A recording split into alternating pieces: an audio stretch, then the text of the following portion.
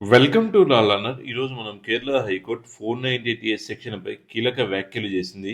ఆ వ్యాఖ్యల గురించి తెలుసుకుందాం. హైకోర్టు భర్త బంధువులపై వేధింపుల కేసులను సరైన విచారణ లేకుండా రద్దు చేయలేమని స్పష్టంగా పేర్కొంది.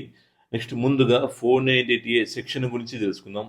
భారతీయ శిక్షా స్మృతిలోని ఈ సెక్షన్ ప్రకారం వివాహిత మహిళలపై భర్త లేదా అతని బంధువులు జరిపే వేధింపుల గురించి తక్షణమే చర్య తీసుకోవడానికి అవకాశం ఉంది. అయితే ఈ సెక్షన్‌ను కొన్ని సందర్భాల్లో దుర్వినియోగం చేస్తున్న ఆరోపణలు కూడా ఉన్నాయి.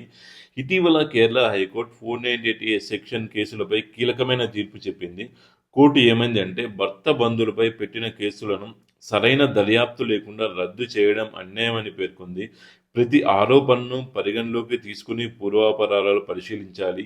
కేసు రద్దు చేసే ముందు సాక్ష్యాలు, నివేదికలు పూర్తిగా విశ్లేషించాలి. మహిళలకు న్యాయం చేయడంలో తక్షణ చర్యలు తీసుకోవడం అవసరమని తెలిపింది.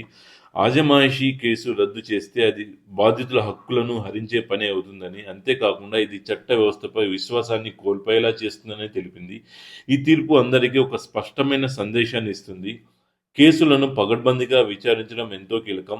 వేధింపులు ఎదుర్కొంటున్న మహిళలకు న్యాయం జరగాలి. అదే సమయంలో దుర్వినియోగానికి అవకాశం లేకుండా చట్టాన్ని సమర్థవంతంగా అమలు చేయడం కూడా అవసరం. కేరళ హైకోర్టు ఇచ్చిన తీర్పుపై మీ ఒపీనియన్‌ని కామెంట్ రూపంలో తెలియజేయండి. Please subscribe my channel. Thank you for watching video. జై హింద్.